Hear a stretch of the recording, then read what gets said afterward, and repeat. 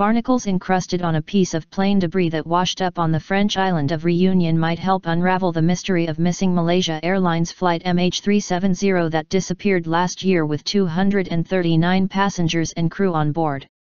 Malaysia said on Sunday the piece of debris, a 2 to 2.5 meter, 6.5 to 8 feet, wing surface known as flaperon, had been identified as being from a Boeing 777, the same model as the missing Malaysian plane. Investigators in France are expected to determine whether the piece came from MH370 or not by Wednesday.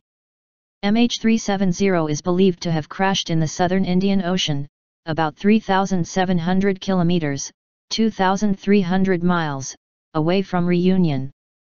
Based on photographs, ecologists in Australia believe the crustaceans clinging to the wing piece are goose or stalk barnacles. Barnacle shells can tell us valuable information about the water conditions under which they were formed, said Ryan Pearson, a PhD student at Australia's Griffith University who is studying the shell chemistry of barnacles to determine migration patterns of endangered loggerhead turtles.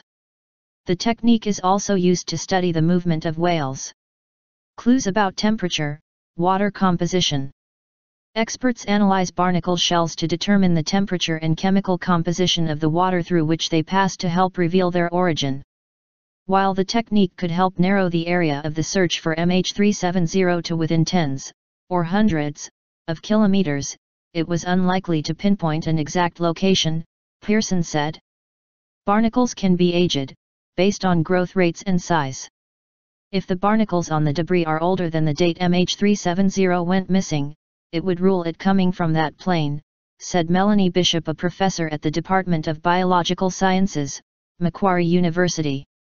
Ecologists would look at whether the barnacles were on the surface of the flaperon or confined to the sides, as that could indicate whether the debris moved on the surface of the water or was submerged. The investigators in France would also be on the lookout for other organisms such as tube worms, coralline red algae or shellfish that could also provide clues.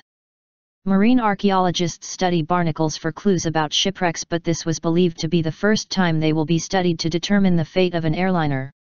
It's a nice example of the unexpected ways that discovery research can be surprisingly useful in tackling new problems in different contexts, said Professor Angela Moles, Evolution and Ecology Research Centre at the University of New South Wales.